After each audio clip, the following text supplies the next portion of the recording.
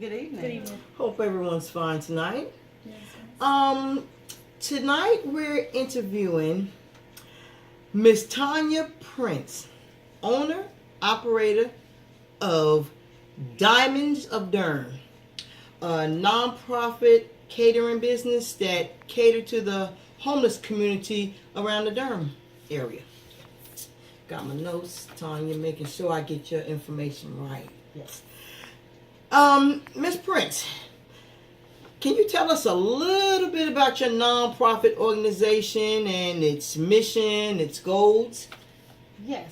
I called my organization Diamonds of Durham because myself and one of my classmates came up with the idea because I've been so blessed by God that I see myself as a diamond. And by being a diamond, God instilled in me certain services and leadership to be able to reach out and help others. So I have a passion for cooking. So why not do services and my passion and put them together to be able to do outreach ministry to help others. So my mission and my goal is to try to make sure that our homeless don't go without eating.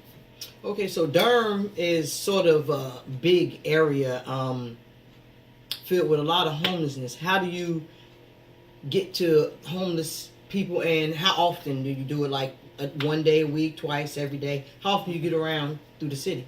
Okay. Well, there are certain areas of Durham that are prone to have more homeless than most, and it's mostly within our downtown area and our areas like under bridges such as by the DPAC and the ballpark, and also going down towards like East Durham, like down Holloway Street, Main Street, and Andrea Avenue.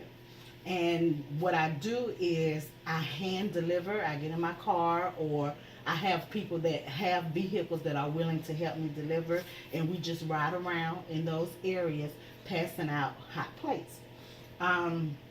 Most of the time, I try to do it at least twice out of the month, not necessarily a specific day or time, but in the winter months, I normally try to do it at least twice a month. And those days, I don't do it as often because the time changes and it gets dark earlier and the weather is a little cold, so they're not out there like they are in the spring and the summer months. Spring and summer months, when I do it twice a month, and I try to do it at least twice a day because the days are longer, which means they're out there longer, and the feeding times are different, and a lot of them can't get to the shelter or the mission to be able to get them some food. And when I do it, I try to normally do it on the weekend because that's when most of them are in more need of food, which is either Saturday or Sunday. So the mission normally feeds them. Do you go down into the mission downtown Durham and hand out food as well? No, I don't. I have done that before for those that may have not had any, but I tend to find that those that are at the shelter or by the shelter have better access to be able to get to the shelter and get the food, whereas those that are further out are not able to get to the shelter. So I want to target those first, and then as I have stuff left over, I will reach out to those that are at the mission. So if you don't mind asking, you must have plenty of reliable help. I mean, you have to get supplies. It's non-profit. Supplies, you have to get someone to cook, someone to help deliver. How do you pull all that together? Because I know it's just you or the owner-operator. How do you put all that together? Okay, well, I have been blessed to have family and close friends to be able to help me, such as Mr. Jacobs and Miss Jacobs and Mrs. Williams. And I have two specific cooks, Miss Jacobs and Miss Williams, and myself. We're the only three that really does all the cooking. I have people such as Mr. Jacobs, who is one of my sponsors.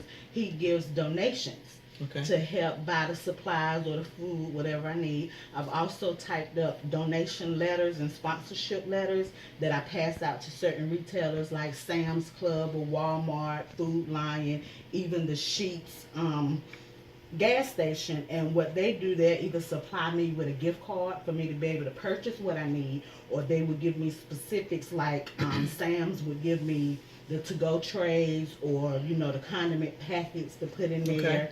Whereas the Sheetz service station, they would give me like their little cookies or fruit cups or something to pack into the trays. And I also have some people that are willing to help deliver, help ride around and Okay. deliver with me so that I don't be by myself. Okay. That's good. That's good stuff. I want to know how diverse and how many different cultures do you run across? Is it like more of one race than another, or how is it? To be honest, it actually depends on the area Okay. that I'm in. Downtown wise, it is more African American and it's more African American males. But the further I go out, say like Holloway Street and Andrew Avenue, is actually a mix of Hispanic and Okay. black females actually. Wow. And I say that because the use, for lack of better words, they are working women. Mhm. And I say that because not necessarily working like you and I, but working as far as working the streets. And so you have more of them being out there. Some of them are mothers, some of them aren't. But in that area of what we call East Durham, you have more Hispanic and black females than anything else. And in downtown, it's more black males. Many children? Towards the downtown area, yes. There are some children, especially when I go to where the shelter is or the domestic violence center is, which is across from where they're remodeling at the public library. Mhm. There's a domestic shelter that is in one of those houses there, and the majority of them are the single women and the children. Okay, so in knowing you, I definitely know that it's an honor and a blessing for you to be able to do this for these unfortunate people, to at least give them a home cooked meal once or twice a week. Do you feel love and appreciation from them? They look forward to seeing you, I'm sure, because a lot of them is the same people. I'm sure you Yes. see week to week.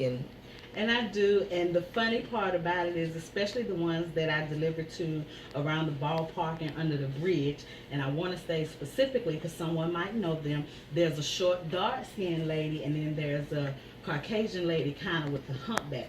They know me, they know my vehicle, and every time I come, what's so funny, they'll say, oh, okay, well, what's on the menu next? Or they'll give me a suggestion, why don't you cook this for us the next time? But a lot of them, they're smiling, they're always saying, God bless you, and you know, they run up to the car and they're just so excited about what's going on. You know, they love it, they do, they show their appreciation. You're a blessing. Thank A you. real blessing. That's good work you do. You're a real blessing.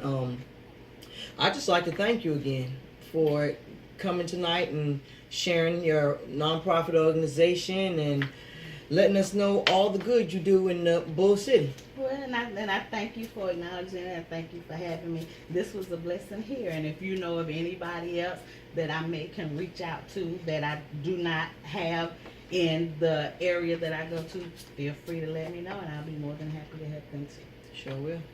Thank So you. would you mind if we take a few questions from No, not at all. our audience sitting? Anybody got anything you learned or need to ask? Thank you again for sharing your organization with us. I do have one question. I know that you're self-ran, but have you ever thought about partnering with other nonprofit organizations, kind of teaming up together? I had thought about that when I first started, but I've noticed that when partnering with other people, sometimes they tend to want to be stationed in one place, and when you're dealing with homelessness, it's more than just in that one area. You know, Right. they can't always come to where you are. Say, for instance, I tried to partner up with the church that would help, because I know I would get even more help, but all they wanted to do was be stationed in a specific area, say like on Queen Street. They want to set up where you can set up tables and people will come to us to be able to do that. Where in the years that I have been doing this, I noticed you have some disabled people that may be in wheelchairs and stuff that probably stay at the mission, but they're not able to be able to come to where we are for serving the food, and they may not always make it in time during the time frame to be able to get the food at the mission. So I felt like it was better for me to be able to just do it the way that I wanted to do it because I knew I could reach more people that way. Traveling, that's nice. Travel, yes. Travel. Yes. That's good stuff. That's good stuff. So, do you see your organization expanding throughout the year? I do, and my hope is that within the next 2 years, not only will I be able to accommodate those here in Durham County, but maybe other surrounding counties such as Orange County or Wake County, even Chatham County. I want to be able to go at least within a 50-mile radius. Okay. That's great. One last question. I don't think you mentioned, how long have you been serving the community? Okay, well, I actually started the organization in August of 2015. Okay. That's great. That's good stuff, Miss Prince. Once again, I appreciate your time this evening. Thank you. I thank you for having me. And I appreciate you for taking out the time to want to interview me. Best woman for the job. Thank you. Thanks again. Thank you.